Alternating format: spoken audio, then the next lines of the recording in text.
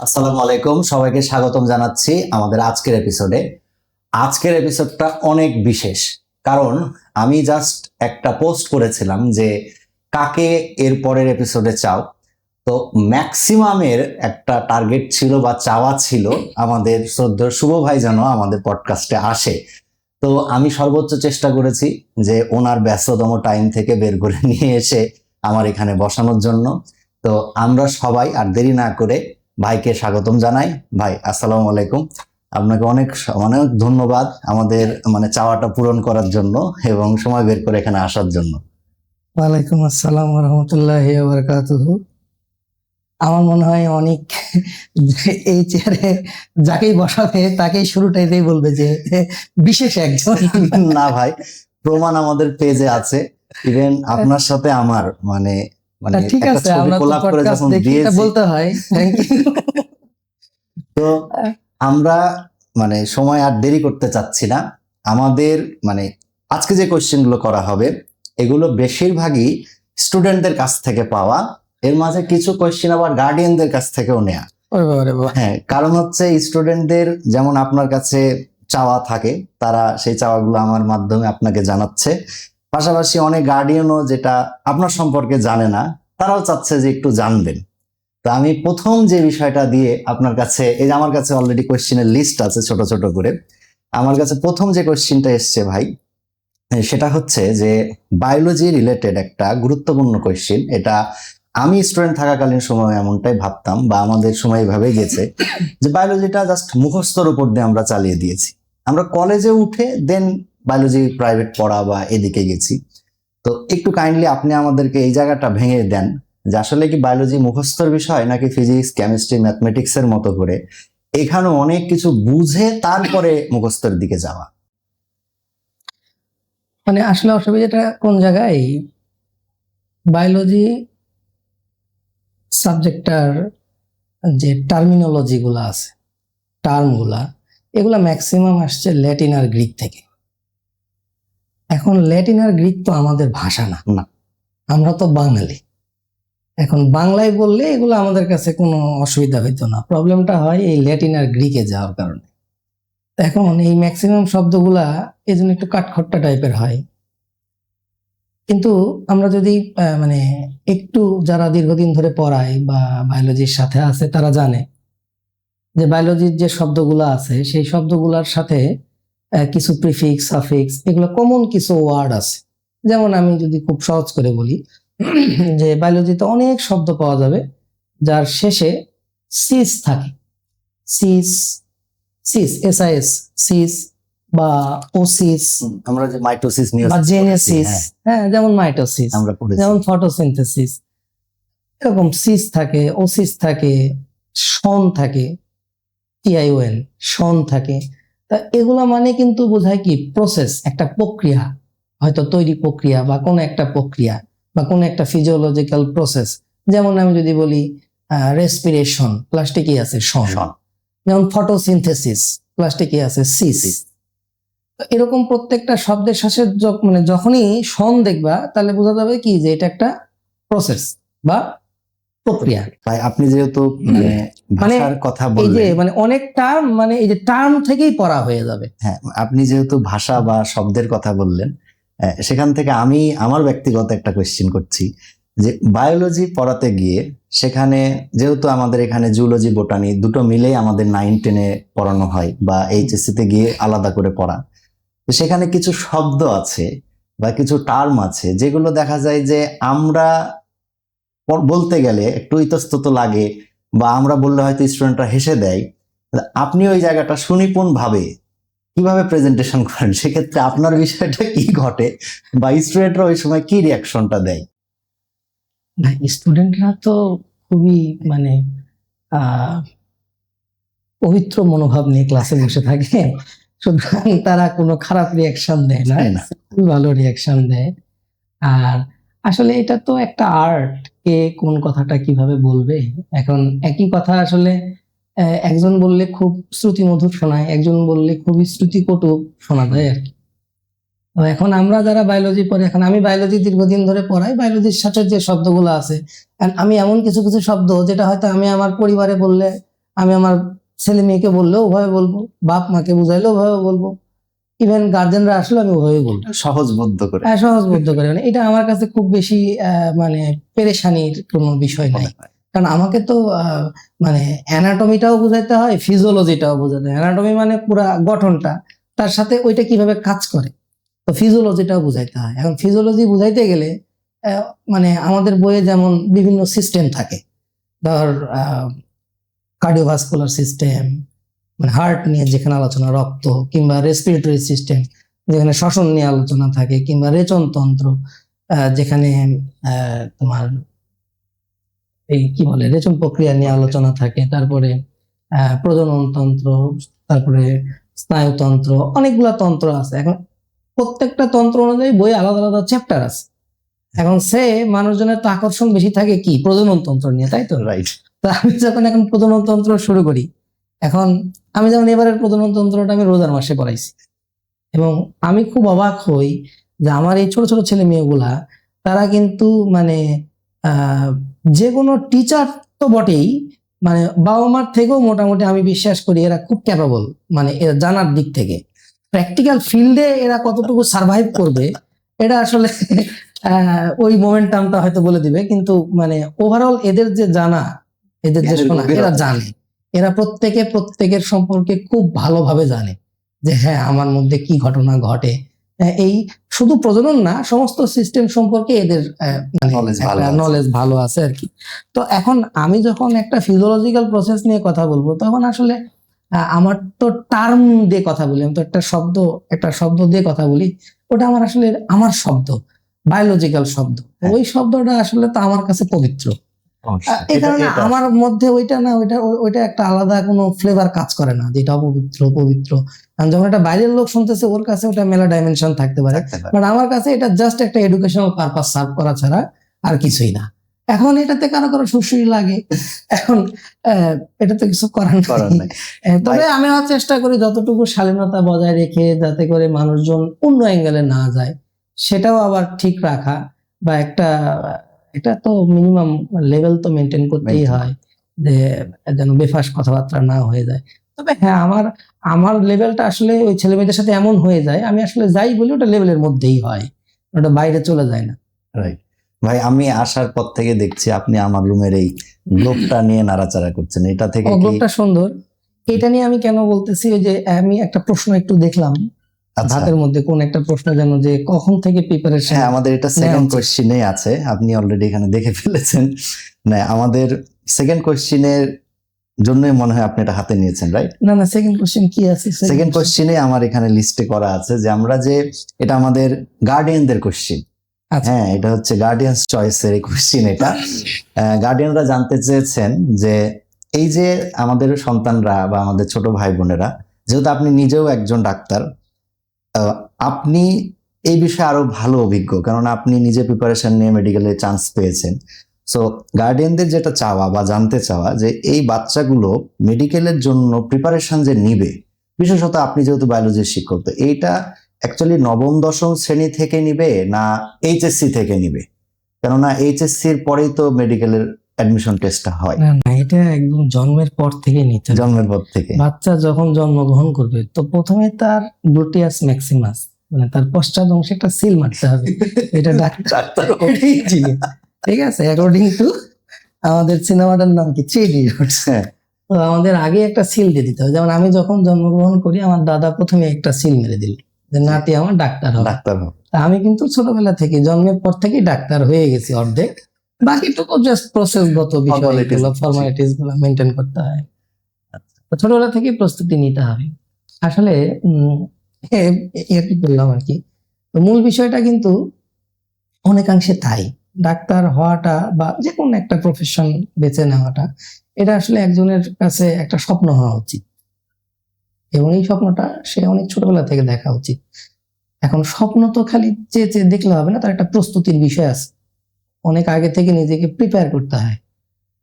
তো এটার জন্য আগে বুঝতে হবে যে মেডিকেল প্রিপারেশনের জন্য আসলে ওর লাগেটা কি, সিলেবাসটা জানতে হবে। সিলেবাস। এখন যদি সিলেবাসের দিকে চিন্তা করা যায়, তাহলে সিলেবাসে কিন্তু ওর বায়োলজি থাকে 30 মার্ক, কেমিস্ট্রি থাকে 25 মার্ক, ফিজিক্সটা এবছর থেকে কমায় দিছে, ফিজিক্স 15 মার্ক। তাহলে 30, 25, 25 55, আর 15, 15, তাহলে হয়ে গেল 70, 70। তাহলে বাকি থাকে কত? 30। 30 মার্ক। এই বাকি 30 মার্কের মধ্যে 15 কিন্তু ইংলিশ, আচ্ছা। আর 15 কিন্তু 10 সাধারণ জ্ঞান, 5 মানবিক গুণাবলী, মানে ধরে নাও পুরোটাই জিকেই আর কি, জিকে টাইপের জিনিসপত্র, জিকে প্লাস মানবিক গুণাবলী নিয়ে কিছু কোশ্চেন এবছর থেকে যোগ করতেছে, সব মিলে এখানে 15 মার্ক। এখন মেডিকেল অ্যাডমিশন টেস্টের সময় সময় পাওয়া যায় মাত্র 3 মাস। এখন এই 3 মাসে একটা বাচ্চা যদি আগে থেকে তার জেনারেল নলেজ বা ইংলিশ এগুলো সম্পর্কে ধারণা না থাকে, তাহলে কিন্তু ওই 3 মাসে ও খালি কি করবে? প্রশ্ন সলভ করবে। ওই প্রশ্ন সলভ করে করে করে ওর খুব বেশি যে মনে থাকে তা না।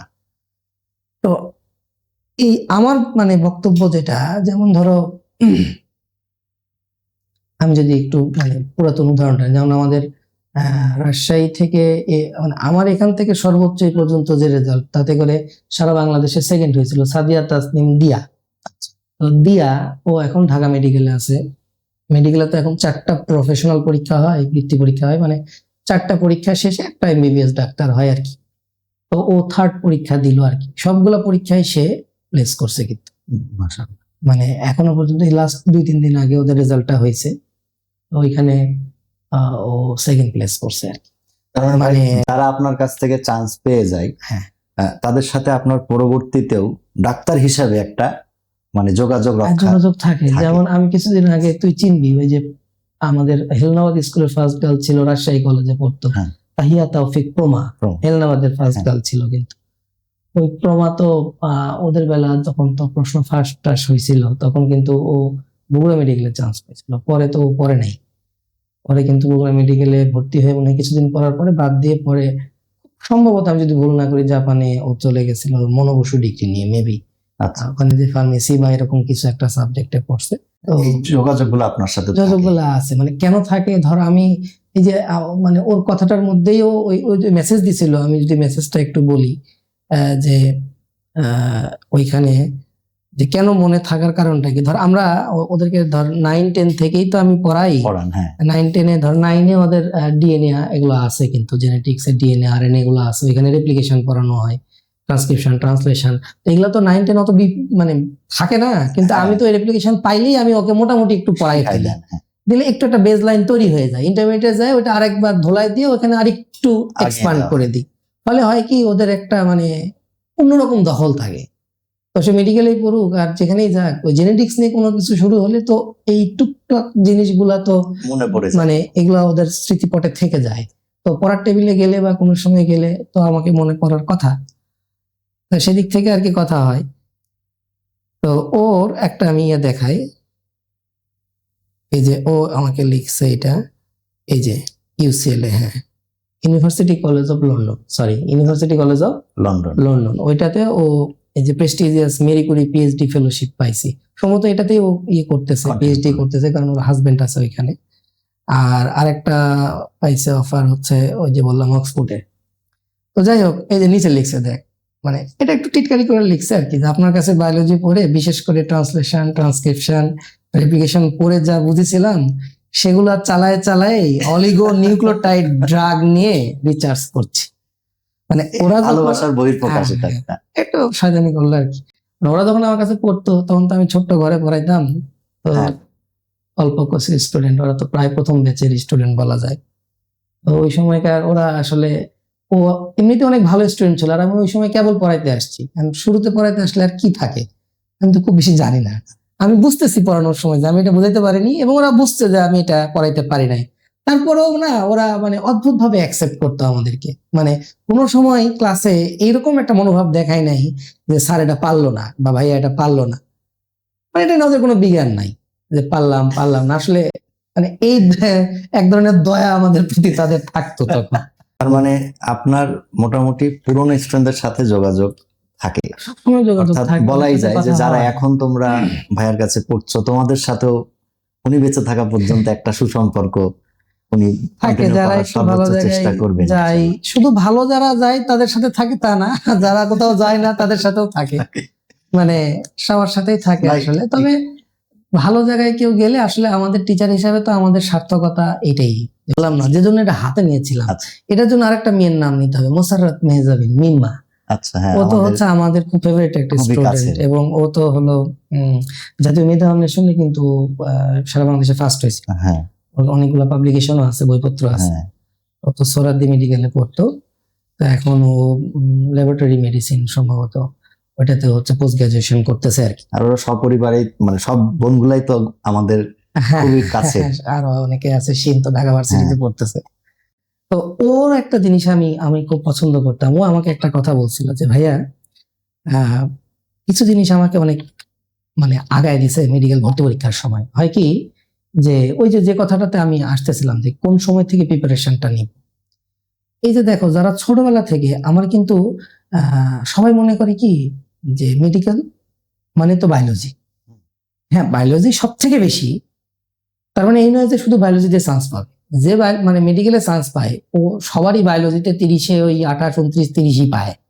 মানে ওইটা দিয়ে কিন্তু খুব বেশি মানে ভ্যারি করে না। সবাই পাচ্ছে। হ্যাঁ, কেমিস্ট্রি বায়োলজি সবাই এত পরিমাণে পড়ে বা পড়তে হয় যে ওদের তো ভালো মার্কস পাই। আর ফিজিক্সটা খুবই সহজ কোশ্চিন হয়। সো এই তিনটা নিয়ে কোনো প্যারা নাই, এই তিনটা নিয়ে কোনো প্যারা নাই। এই তিনটা ইন্টারমিডিয়েটে যা পড়া হবে, অ্যাডমিশনে যা পড়া হবে, আর আমার কাছে যারা 9-10-এ থাকে ওরা তো 9-10 থেকেই প্রিপারেশন শুরু হয়ে যায়। ডেফিনেটলি ওরা যে কোনো স্টুডেন্টের থেকে আগে থাকে।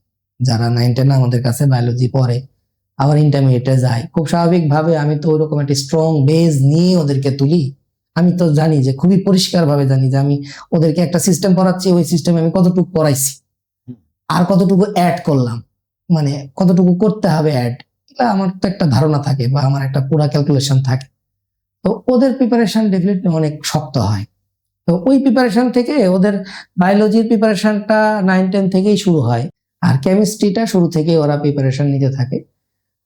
এটা গেল ইন্টারমিডিয়েট বা 9-10 থেকে বায়োলজি আর ফিজিক্স কেমিস্ট্রি ইন্টারমিডিয়েট যে করলেই হবে। কিন্তু জিকে ইংলিশ এটা কিন্তু একটা ছোটবেলা থেকে একটা প্র্যাকটিসের বিষয়। অর্থাৎ ও পড়বে, ওর হাতে সবসময় একটা মানচিত্র থাকবে, ওই তো টাকায় দেখবে আহা উপরে তো কি এটা, ও কানাডা। একটু আগে দেখতেছিলাম তোর মানচিত্র এভাবে উল্টা হয়ে আছে, আমি দেখছি কি রে, অস্ট্রেলিয়া উপরের দিকে উঠে গেল কেন? ও দেখছে না, অস্ট্রেলিয়া তো নিচেই আছে, এটা ঘুরে দিলে ঠিক আছে উপরে। এই যে একটু আগে ধরো এখন সাপোজ ওই দেখতেছে কোথায় যুদ্ধ হচ্ছে, আচ্ছা ইরান, ওরে বাবা ইরান কোনটা কোনটা কোনটা কোনটা, এই দেখতেছে এটা তো আমি, আচ্ছা ঠিক আছে এটা তো ঢাকা, আমি এখানে, আমার তলে তো বঙ্গোপসাগর, আচ্ছা চলে গেলাম এই যে ইন্ডিয়ান ওশান, ওরে বাবা রে বাবা, এই দিক দিয়ে চলে আসলাম এই যে আরাবিয়ান সাগর। হ্যাঁ, এই আরাবিয়ান সাগর, এই যে চলে গেল গালফ, এই যে গালফের কান্ট্রি গুলা, এই উপরে ইরান, এই নিচে ওমান, এই যে এইটা একটা কি প্রণালী। প্রণালী কি, এই যে ইরান আর ওমান দুটা দেশকে পৃথক করছে। আবার এই যে দুটা হচ্ছে মানে এটা কি বলে, এটাকে আরব সাগর, আর এটা হচ্ছে এটা কি, এই যে পারস্য সাগর না কি বলছে এটাকে, যাই হোক, এই দুটাকে কি করছে, যুক্ত করছে। কোন প্রণালী এটা? হরমুজ প্রণালী। এই যে ও কিন্তু আলোচিত বিষয়, এখন কিন্তু চোখ কান খোলা রাখলে কিন্তু হয়ে গেল সে। তারপর ধরো এখন কথার কথা আমাদের সংসদ অধিবেশন চলতেছে, ও কিন্তু তাকাইলেই দেখতে পাবে আচ্ছা কি এটা স্পিকার, তাহলে এটা স্পিকার কততম পদ, ও ধারাবাহিক রাষ্ট্রের একটা সর্বোচ্চ পদ অনুযায়ী ধরে, তাহলে এটা তৃতীয় বৃহত্তম পদ। তাহলে স্পিকার হিসেবে কে আছে, মেজর অবসরপ্রাপ্ত হাফিজ। তো উনি আবার কিন্তু মুক্তিযোদ্ধা, ওনার পদবী কি, উনি কিন্তু বীর বিক্রম। তাহলে এই যে উনি, ও তোমাকে তাহলে আবার একটু জানতে হবে, আচ্ছা বীর শ্রেষ্ঠ আছে, বীর উত্তম আছে, বীর বিক্রম আছে, এরকম করে বীর প্রতীক আছে, তাহলে 4টা সর্বোচ্চ রাষ্ট্রীয় খেতাব আছে। কয়টা কি, কোনো মেয়ে এই খেতাব পাইছে কিনা, কোনো বিদেশি এই খেতাব পাইছে কিনা, ও কিন্তু এভাবে করে করে করে করে কিন্তু ছোটবেলা থেকে মানে জানতে জানতে কিন্তু ওর একটা জিকের একটা বেজ হয়ে থাকে। হয় কি, এই বেজটা তৈরি হয়ে থাকলে এই যে ও পুরা পৃথিবী, মানে আগে তো ভালো লাগা তৈরি করতে হয় একটা বাচ্চাকে। আমরা যেটা করি, মানে আমি তো পড়ানোর থেকে বেশি যেটা গুরুত্ব দিই, যেন ও মজা পায়, ও যেন কখনো মনে না করে যে আমি ওকে পড়াচ্ছি, ওকে একটা জিনিস মুখস্থ করাচ্ছি। আর মুখস্থ করতে গেলে তো ও মজা পাবে না। দিন শেষে তো কিছু জিনিস মনে রাখতেই হবে। দিন শেষে তো কতটুকু ডায়াবেটিসের লেভেল কত হলে আমার ডায়াবেটিস, এটা তো আমাকে জানতে রাখতে হবে। আর এটাকে যদি বলিস যে এটা একটা প্রেশার, মুখস্থ করা বলতে আমি মনে করি যে ব্যাপারটা এরকম যে এটা একটা প্রেশার, তাহলে তো কষ্টদায়ক। কারণ a+b² সমান কি, এটা তো তোমাকে মুখস্থ রাখতে হবে নাকি তুমি প্রতিবারই প্রতিপাদন করে করে আইসা লিখবা। কিছু জিনিস যেগুলো আমাদের মানে খুবই কম, মিনিমাম কিছু জিনিস মুখস্থ রাখতেই হয়। তো ওই দিক থেকে বাদ দিলে এই যে ও নাড়বে চাড়বে, এই পড়ার টেবিলে একটা কি থাকতে হবে, সামনে একটা অবশ্যই ডেফিনেটলি একটা ম্যাপ থাকতে হবে, এগুলো আগ্রহ তৈরি করে। এই ম্যাপ থাকবে, 2-একটা বই টই থাকবে, এইগুলা নাড়াঘাটা করতে করতে করতে করতে একটা আগ্রহ তৈরি হবে। ও কিছু পড়বে না, কিন্তু এই উল্টাতে পাল্টাতে ও কিন্তু জেনে যাবে যে আশেপাশের ঘটনাগুলো। ঠিক একইভাবে ইংলিশ, ওদের দিয়ার কথা বলতেছিলাম, দিয়া তো ইংলিশে ওই যে কোচিং করতেছিল মনে হয়, সম্ভবত ক্যারেট কোচিং বা কি থাকে না এগুলা, হ্যাঁ হ্যাঁ, ওই সময় বলছে যে ওই সময় ইংলিশের ওর যে বেসটা হয়েছিল, ওই বেস দিয়েই তো ধরো যে ও মেডিকেল সেকেন্ড হয়ে গেল। তাহলে ভাবা যায়। হ্যাঁ, পরে আজাদ ভাইরা যত ডলাডলি করুক, এটা তো অনেক পরের ডলাডলি, হ্যাঁ বেসটা আরো আগে থেকে আসে কিন্তু। হ্যাঁ, রুটটা একদম শুরু। হ্যাঁ, সুতরাং প্রিপারেশনটা কিন্তু জন্মের পর পর থেকে বললে ভুল হবে না, ওই সময় থেকে। শুরু থেকে। এইখানে একটা বিষয় যে অনেক ক্ষেত্রে দেখা যায় যে পারিবারিকভাবে চাই যে আমার ছেলেটা ইঞ্জিনিয়ার হোক, মেয়েটা ডাক্তার হোক, হ্যাঁ, বা আমার বাড়িতে একটা ডাক্তার দরকার, কিন্তু পরবর্তীতে ছেলেটা বা মেয়েটা বড় হওয়ার পরে ওর আগ্রহ বা ভালোবাসার জায়গাটা হয়ে যায় অন্য কিছু, কিন্তু ফ্যামিলির প্রেসারে হয়তো সে চান্সও পেয়ে যায়, কিন্তু পরে যে সে হয়তো ডাক্তারি পড়াটা কন্টিনিউ করতে পারে না। তো এই জায়গাটাকে আপনি নিজে সমস্যাটা কি ডাক্তার হবে? হিসেবে কিভাবে দেখেন? প্রথম কথা, ডাক্তারি পেশাটা একটা চ্যালেঞ্জিং পেশা। একটা সময় এরকম ছিল যে রাজশাহী মেডিকেলে ডাক্তারি পড়ার জন্য লোক পাওয়া যেত না। লোকজনকে প্রণোদনা দিয়ে ধরে আনতে হতো। যে ডাক্তারি পড়ো। হ্যাঁ, এটা একটা চ্যালেঞ্জিং পেশা এবং দীর্ঘদিন তো এটার সমস্যাটা এই জায়গায় যে সারা জীবনই করতে হয়, সারা জীবনই আপডেট থাকতে হয়, কারণ এই যে যত রকমের রোগ জীবাণু টিবাণু যারা আছে, এরা তো সবসময় চেঞ্জের উপরে থাকে, ফলে পড়াশোনা সবসময় আপডেট হতে থাকে। এখন এই সারা জীবন পড়াশোনার মেন্টালিটি না থাকলে ডাক্তারি পড়া উচিত না। আমি যে কাজটা কখনো করি না, মানে আমি যদি মানে স্টুডেন্টকে কখনোই ম্যানিপুলেট করি না বলতে মানে ওদেরকে কখনোই আমি কোনো দিকে একটু ঠেলা দিই না যে তুমি ডাক্তার হও, তুমি ইঞ্জিনিয়ার হও। আমি এই নীতিতে বিশ্বাসী যে ওর যেটা ভালো লাগে ও সেটাই করুক। যেমন আমি উদাহরণ দিই, আমাদের করোনার সময় পরীক্ষা দিল, কত ব্যাচ হবে জানি না, মনে নাই। আবির নামে একটা ছেলে ছিল, মনে আছে কিনা, 1286 মার্ক পাইলো, রাজশাহী বোর্ডে সর্বোচ্চ মার্ক পাইলো। ছেলেটা একটু হ্যান্ডসাম, মোটা সোটা করে, একটু লম্বা, উঁচা পাঁচা লম্বা, আবির। ও কিন্তু মানে আমার কাছে 9 থেকেই পড়ে, শেষ পর্যন্ত পড়তো। ও কিন্তু বুয়েটে সেকেন্ড হয়েছিল। তো মানে পড়াইতে পড়াইতে তো এতটুক মানে আমার তো মানে মুখ আল্লাহ দিছে যে ওকে ভোজুং ভাজুং দিয়া মেডিকেলে নিয়ে আসা আমার জন্য কোনো ব্যাপারই ছিল না। যেহেতু ছোট থেকে আপনার সাথে হ্যাঁ আছে। হ্যাঁ, তো কিন্তু আমি এই কাজটা করি না। আমি দেখতেছি ও ইঞ্জিনিয়ার হবে, তো আমি খামাখা কেন ওকে, আমি বরঞ্চ ওর জন্য যেটা করি যে বায়োলজিটাকে মিনিমাম করে দিই, যেন ও বায়োলজি নিয়ে বেশি চাপ না নেয়, যে ও এতটুকু পড়বে। আমি বলেই দিই ক্লাসে যে এইটা সবার জন্য এতটুকু, ইঞ্জিনিয়াররাও পড়বে, যারা ভার্সিটি পড়বে, যারা মেডিকেল পড়বে, সবাই পড়বে। আর এর বাইরে যা কিছু করতে হবে ওটা শুধু মেডিকেলের, তারা এতটুকু এক্সট্রা পড়বে, উল্লেখ করে দিই। আবির কিন্তু ঠিকই বুয়েটে সেকেন্ড হয়েছে, ওর তো ডিস্টার্ব হয় নাই। কোনো ডিস্টার্ব হয় না। এবার যেমন আমাদের পিথু তো বুয়েটে সেকেন্ড হইলো, পড়বে মেডিকেলে, কিন্তু বুয়েটে বুয়েটে সেকেন্ড হয়েছে। আমি তো ওকে কোনো সময় বলি নাই যে তুমি মেডিকেল পড়ো বা বুয়েট পড়ো। ও লাস্টে সিদ্ধান্ত নিল, ওর সাথে আদনান বলে একটা ছেলে ছিল, ইঞ্জিনিয়ারিং করবে। আমি কিছু করি নাই, ইঞ্জিনিয়ারিং করো। ও বললো ভাই আমি মেডিকেল করবো, মানে এবং এখানে ও শেষ পছন্দটা পর্যন্ত অ্যাডমিশন পর্যন্ত শিক্ষার্থীরই নেওয়া থাকলো। উচিত। ও 41তম হইলো ঢাকা মেডিকেল, রাজশাহী বোর্ডে এবার কিন্তু সর্বোচ্চ রেজাল্ট। তো ওই জন্য আমি তো ছেলেপিলেকে বলি যে আমরা পড়াবো মেডিকেলের জন্য, আর ইঞ্জিনিয়ারিং এর জন্য ফু দিয়ে দিব, কোনো সমস্যা নেই, সব জায়গায় হবে। আসলে মূল সিক্রেটটা কোন জায়গায়, মানে কেউ যদি একাডেমিক ভালো প্রিপারেশন থাকে, সে আসলে খুব স্ট্রং প্রিপারেশন যদি একাডেমিক থাকে কারো, সে মেডিকেল ইঞ্জিনিয়ারিং দুদিকেই কাভার করতে পারে। আদারওয়াইজ যে কোনো একদিকে থাকাটাই বেশি। আর বাবা মাদেরকে আমি বলবো যে আসলে আপনার বাচ্চাটার কথাটা একটু ভালো করে শুনুন। মেডিকেলটা এত একেবারে মানে খুব মধুর পথ না, কারণ এখানে অনেক জটিলতা আছে। মানে চান্স পাওয়াটাই একটা যুদ্ধ, 1 ঘন্টার একটা পরীক্ষা, এরপরে 5টা বছর তাকে মেডিকেলে বিভিন্ন পরীক্ষা, এত পরীক্ষা, কার্ড, টার্ম, তারপরে আপনার আইটেম, কার্ড, টার্ম, প্রফ, এরকম করে পরীক্ষা দিয়ে দিয়ে দিয়ে দিয়ে 5টা বছর ওদেরকে পার করতে হয়। এবং এই 5টা বছর পার করার পরে ও বুঝবে যে এতদিন আসলে ওই কোনো পড়ালেখাই করে নাই, ওকে আবার পোস্ট গ্রাজুয়েশনের জন্য পড়ালেখা করতে হবে। এবং পোস্ট গ্রাজুয়েশন দিতে যাবে, ওর আবার সমস্যা হবে, তখন আবার বিসিএস যদি না দেয়, তাহলে তো প্রাইভেট মেডিকেলে পড়া আর ওর একই, কোনো পার্থক্য হইলো না। তাহলে আবার বিসিএস দিতে হবে, বিসিএস দিয়ে ওকে আবার কি করতে হবে, সরকারি চাকরি করতে হবে। আবার বিসিএস দিবে, সরকারি চাকরি হলে ওকে পাঠাবে গ্রামে, ওখানে 2 বছর 3 বছর বাধ্যতামূলক থাকতে হবে। ওই সময় আবার সে কোনো পোস্ট গ্রাজুয়েশনের পরীক্ষা দিতে পারবে না। অনেক যদি কিন্তু অনেক ডিসিশন কোন সাবজেক্টে যাবে, মেলা রকমের কিন্তু ব্যাপারগুলো এত স্মুথ না, অনেক কিন্তু জটিলতা আছে। তো এরকম একটা কঠিন কণ্টকাকীর্ণ পথে আপনার বাচ্চাটাকে, একে তো আর ইচ্ছা নাই, আপনি জোর করে যদি ওকে পড়ান তাহলে কিন্তু ও সার্ভাইভ করতে পারবে না, ও কিন্তু ফেল করবে। প্রচন্ড ডেডিকেশন, ভালোবাসা, ভালো লাগা, ছোটবেলা থেকে ইচ্ছা, প্যাশন না থাকলে মেডিকেলে ভালো করাটা খুব মুশকিল। ভালো ডাক্তার হইতে পারবে না সে, ওর দ্বারা মানুষের উপকার আমাদের হবে না। কিন্তু ভাই, আপনি যেহেতু হ্যাঁ। নিজে উচ্চারণ করেছেন, আমাদের পরের কোশ্চেনটা এটাই, যে এই যে ভালো ডাক্তার, বা আমরা একটা বলি যে মানুষের সেবা করাটাই প্রধান উদ্দেশ্য নিয়ে এগিয়ে যাওয়া, এই বিষয়টা যদি একটু হাইলাইট করতেন আপনি।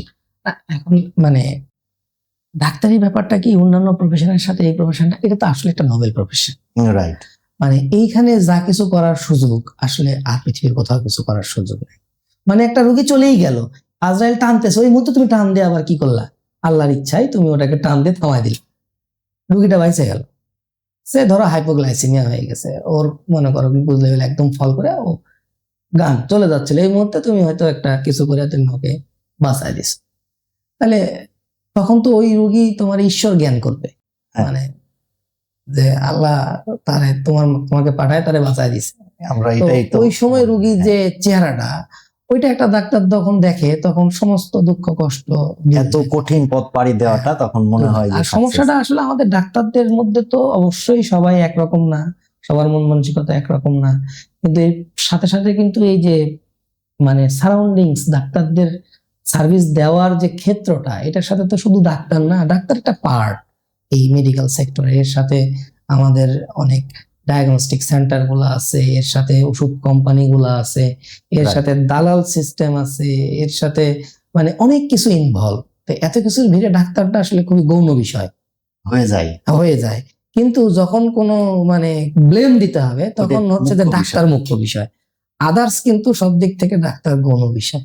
হ্যাঁ, কিছু ডাক্তার আছে যাদেরকে আসলে মানে যাদের পক্ষে নেওয়াটা আমার উচিত হবে না। আসলে কিছু ডাক্তার আছে যারা একটু আমার কাছে, আমার নিজেরই খুব মেজাজ খারাপ হয়, এরকম কিছু ডাক্তার আছে যাদেরকে আমি নিজে পছন্দ করি না। আবার কিছু ডাক্তার আছে যাদেরকে আমি মানে খুবই পছন্দ করি। হ্যাঁ, খুবই পছন্দ করি বলতে তারা একটা রুগীকে নিয়ে আসলে ভাবে যে একটা চিকিৎসা দিল, যেমন আমাদের মেডিসিনের জরুরত মিঠু স্যার আছে, তো উনি এখন তো ভাইস প্রিন্সিপাল স্যার।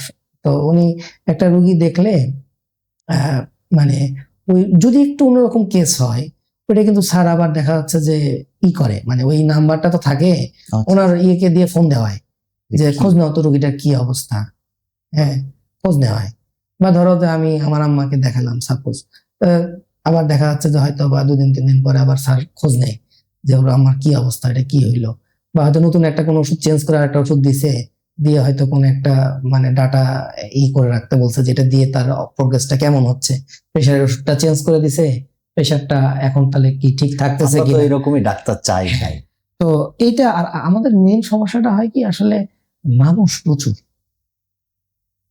তো আসলে ওই যারা উন্নত কান্ট্রি বা উন্নত দেশগুলোতে আসলে গেলে না মানুষ বুঝবে যে এরা কত ভালো আছে, যে চাইলে একটা ডাক্তার, তুমি ওখানে কাইন্দে মরে যাবা, তুমি আমাদের মাসুম ভাই তো জার্মানি আছে, হ্যাঁ। মাসুম ভাইকে ফোন দিয়ে শুনোগা যে একটা ডাক্তার দেখানো কিরকম কষ্ট, অনেক চোখের সামনে মরে যাবে, ওকে কোনো অ্যান্টিবায়োটিক দিবে না। এবং প্রচুর ব্যয়বহুল। হ্যাঁ, এবং প্রচুর ব্যয়বহুল। দাঁতের ট্রিটমেন্ট করাতে তো সবচেয়ে মানুষজন ব্যয়বহুল। আমাদের আমাদের দেশে এসে দেশে দাঁতের আসে। ট্রিটমেন্ট করায় নিয়ে যায়। প্রচুর ব্যয়বহুল। তো ওইখানে ডাক্তার সিরিয়াল পাওয়াটাই একটা বিষয়, দ্বিতীয়ত সিরিয়াল পাওয়ার পরে ওষুধপত্র যাচ্ছে তাই তোমাকে দিতে পারবে না, দেয় না, সে দিবে না। হ্যাঁ, তোমার ওই দেখতেছে যে একটা ইনফেকশন হয়ে আছে কিন্তু ওই অ্যান্টিবায়োটিক দিবে না, একেবারে ওই নির্দিষ্ট কিছু ওদের প্যারামিটার আছে, সেগুলো টাচ না করা পর্যন্ত কিছু দিবে না। আমাদের এই দেশে আমরা এই এত মানুষের মধ্যে যা পাই, আসলে দিন শেষে তারপরও হসপিটালে দেখ না, হসপিটালে এত এত রুগী থাকে, মানে এত অস্বাস্থ্যকর পরিবেশ, হ্যাঁ, রুগী ভালো হয়, আল্লাহর আল্লাহর বিশেষ একটা রহমত অশেষ আছে। রহমত আছে না, মানে এত এত এত অব্যবস্থাপনা, এত কিছু থাকে। খুবই। এর মধ্যেও দেখ মানে যে জায়গায় 30টা রোগীর খারাপ আসে না, 300 রোগী আছে, ওই জায়গায় ধর আমাদের মতো ইন্টার্নি ডাক্তার যারা থাকে তাদেরকে দিয়ে চলতেছে, তার উপরে আরো কয়েক লেয়ারের সিনিয়ররা থাকে হ্যাঁ। অবশ্যই। তো ওই তাদের সব সমন্বিত একটা প্রচেষ্টাতেই রোগীপত্র কিন্তু ভালো হয়, না হওয়া না। তোমাদের চেষ্টা শিক্ষার্থীরা করতে যারা ভবিষ্যতে ডাক্তার হতে চাচ্ছ, তোমরা এই পরামর্শগুলো অবশ্যই মাথায় নিয়ে আসলে বড় কি হও। মানুষটার কষ্টটা বুঝতে হবে। মানুষটার কষ্টটা বুঝতে হবে, মানে ও আসলে কি সমস্যা। রোগীদের আমাদের সমস্যা আছে, আমরা যখন ডাক্তারের কাছে যাই তখন আমার মূল যে সমস্যা সেটা বাদ দিয়ে আমরা শুরু করি মনে করো যে দুনিয়ার সব হ্যাঁ দুনিয়ার সবকিছু, খালি দেখা যাচ্ছে লাস্টে মূলটাই ভুলে গেছে। হ্যাঁ, ডাক্তার ঢুকতে ঢুকতে যে প্রবলেমটা ডাক্তার ওই আস্তে আস্তে যে প্রবলেমটা ডাক্তার দেখে ফেলেছে ওই প্রবলেমটা বলেই নাই। হ্যাঁ, বাকি সব আনুষঙ্গিক কথাবার্তা দেখা যাচ্ছে বলতে শুরু করে দিল। এখন যদি ডাক্তার শোনে তো ডাক্তার খুব ভালো, না শুনলে তো ডাক্তার খারাপ। তো প্রথম কথা, আমি তোমার যারা ডাক্তার হবা, আমার ব্যক্তিগত অভিজ্ঞতা থেকে বলি, রোগী যদি কোনো কথা বলে একটু শুনো। যদিও আমি ডাক্তারি নিজেই প্র্যাকটিস করি না, আসলে আমার মানে পরামর্শ দেওয়া কতটুকু যুক্তিযুক্ত, তারপরে আমার যেটা মনে হয়, রুগী হিসেবে বলতেছি আমি, ডাক্তার হিসাবে না, যে মানুষ যখন তোমার সামনে আসবে এটা আল্লাহর একটা বিশাল নিয়ামত, যে মানুষ মানুষের কাছে কখন যায়, বিপদে যায়। হ্যাঁ। তো তুমি এটাকে বিপদ হিসেবে অ্যাড্রেস করবা এবং অবশ্যই তাকে পারলে সৎ পরামর্শ দিবা, না পারলে বাবা বলে দিবা যে এটা আমি পারি না, রেফার করবা ভালো একটা জায়গায়, যেটা আমার কেস না। এটাও একটা কিন্তু ভালো ডাক্তারি, হ্যাঁ, যেটা আমার কেস না, এটা অমুক জায়গায় গেলে আপনি ভালো পাবেন, তাহলে তোমাকে ভালো ডাক্তারের নাম জানতে হবে, এই জায়গায় রেফার করবা। আর যেটা জানবা সেটা তো সুন্দর মতো ট্রিটমেন্ট করবা, আর একটু শুনবা ওই আসলে লোকটা কি বলতে হবে, কষ্টের কথাটা একটু শুনবা। হয়তো বা আউল ফাউল অনেক কথা বলবে, তারপর একটু 2 মিনিট শুনলা, 1 মিনিট শুনলা, হয়তো তুমি 10 মিনিট শোনার দরকার নাই, কিন্তু 1 মিনিট হলেও শুনবা, ও যেন ফিল করে যে না তুমি শুনেছো। এই ফিলিংসটা ওরে দিবা, দেখবা 90% প্রবলেম সলভ হয়ে গেছে, বাকি 10% প্রবলেম 1-2 দিন ওষুধ খাইতে খাইতে ও ঠিক হয়ে। আচ্ছা শুভ ভাই, আর একটা বিষয়, এই, আপনি তো কলেজ লাইফে নটরডেমের স্টুডেন্ট ছিলেন। হুম। আচ্ছা, তা ইদানিং দেখা যাচ্ছে যে আমাদের রাজশাহীর স্টুডেন্টদের মধ্যে নটরডেমে যাওয়ার একটা প্রবণতা বেড়েছে এবং অনেকে যাচ্ছে। আগে থেকেই যাইতো। হ্যাঁ, মানে ইদানিং আরো বেশি মানে দেখা যাচ্ছে যে তারা খুব আগ্রহ নিয়ে এই বিষয়টাই মানে এই যে জানার আমাদের চেষ্টা আমাদের করছে। ফায়াজ হ্যাঁ। ফায়াজ ও 9-10 পড়ে নটরডেমে গেল, গেল। ও কিন্তু এই যে এমআইটি তে চান্স পাইছে হ্যাঁ, রিসেন্ট, এই যে এইবারও পরশুদিনই মেসেজ দেখলাম দিয়েছে আমাদের আমাকে, বেশ কিছু স্টুডেন্ট গিয়েছে। তো ওর আমরা MIT যেটা তে জানতে হয়েছে। চাচ্ছি যে এই যে স্কুল শেষ করেই নটরডেমে যাওয়া রাজশাহী থেকে, ওখানে গিয়ে নিজেকে খাপ খাইয়ে নেওয়া, বা এই যাওয়ার পথটা কিভাবে যারা প্ল্যানিং কিছু করা লাগবে না, কোনো প্ল্যানিং নাই, 9-10 এর বইটার উপরে ফুল ফোকাস থাকে। ফুল ফোকাস থাকতে হবে। 9-10 2 বছর যা পড়েছো এইগুলাই মানে পরীক্ষা দেওয়ার পরে ছেড়ে দেওয়া যাবে না, পরীক্ষা দেওয়ার পরে এগুলো একটু মানে আচ্ছা, রাজশাহীতে রানিং থেকে রাখতে হবে। রাজশাহীতে আর এখন থেকে কিছু কোচিং টোচিং হয় মনে হয়, ওগুলা শুরু থেকে হচ্ছে এগুলাতেও। একটু টুকটাক একটু ইয়ে করে রাখলে হয়, আর ওগুলো না করলেও হবে। মূল 2-1টা এমনি গাইড টাইড নিতে পারো, আর না হলে ওই মূল বই থেকেই প্রশ্ন হয়। হ্যাঁ, মূল বই থেকে সরাসরি মূল বই থেকে প্রশ্ন হয়। ভালো 9-10 এর প্রিপারেশন থাকলে ও যারা চান্স পাওয়ার মতো ওরা এমনি পাবে, মানে ওদেরকে আটকানো যাবে না। এটা হচ্ছে হ্যাঁ, ওখানে প্রধান ভালো বিষয়। ছেলে পেলে যারা তারা সবাই চান্স পাবে। আমরা আমাদের আজকের আলোচনার অলমোস্ট শেষ পর্যায়ের দিকে চলে এসেছি। আমরা শুভ ভাইকে অনেক ধন্যবাদ জানাচ্ছি এবং এটাও আশা রাখছি যে শুভ ভাইয়ের সাথে আমরা এর পরবর্তীতে আরো একটা মানে গোপন পর্ব করবো। গোপন পর্বটা ঠিক প্রকাশ্য পর্বই হবে আর একটা এপিসোডে। তো আমি সবাইকে বলে রাখছি যে পরবর্তী এপিসোডে শুভ ভাইয়ের কাছ থেকে আরো কারো কোনো কিছু জানার থাকলে অবশ্যই আমাদের কমেন্ট করে রেখে দিতে হবে, রাইট? আমার রিসেন্ট ক্লাস 10 এর ব্যাচ আর রিসেন্ট সেকেন্ড ইয়ারের ব্যাচ, এই দুটো ব্যাচ ওরা প্রজনন অধ্যায় পড়েছে রিসেন্ট, তো ওদের কাছ থেকে তুই প্রশ্ন নিয়ে রাখতে পারিস, ওদের কাছ থেকে নিয়ে রাখতে হবে। তোমরা যদি দেখে থাকো তোমরা আমাকে কোয়েশ্চেন গুলো দিয়ে রাখবে। হ্যাঁ, আমরা পরবর্তীতে ইনশাল্লাহ ভাইকে ওই কোয়েশ্চেন গুলো করে আবার ডিস্টার্ব করার চেষ্টা করবো। ভাই অনেক ধন্যবাদ সময় বের করে দেওয়ার জন্য। অবশ্যই আপনার সুস্বাস্থ্য কামনা করছি। আমাদের স্টুডেন্ট গার্ডিয়ান সবার দোয়া রইল আপনার জন্য, আপনিও দোয়া করবেন। সবাই ভালো অনেককে থাকবেন। অসংখ্য ধন্যবাদ আমাকে এখানে ডাকার জন্য, আর সবার জন্য শুভকামনা, সবার জন্য মঙ্গল কামনা করি। দুনিয়া তো আসলে অনেক বড়, জীবনটাও খুব একটা ছোট নয়। তো আসলে এই অল্প সময়ের মধ্যে কিছু একটা করে যান যেটাতে আসলে মানুষ আপনাকে মনে রাখবে সেটাই। পজিটিভলি। মানে সৎকর্মশীলরা বিশেষ মর্যাদা সম্পন্ন ব্যক্তি, তারা আল্লাহর খুব কাছের মানুষ হয়। তো আমরা সবাই একটু সৎকর্মের দিকে খেয়াল করব। এই যে ভাই যেটা বললো, সৎকর্মের সাথে থাকো, চেষ্টা চালিয়ে যাও, আবার দেখা হবে ইনশাআল্লাহ। সে পর্যন্ত আল্লাহ হাফিজ।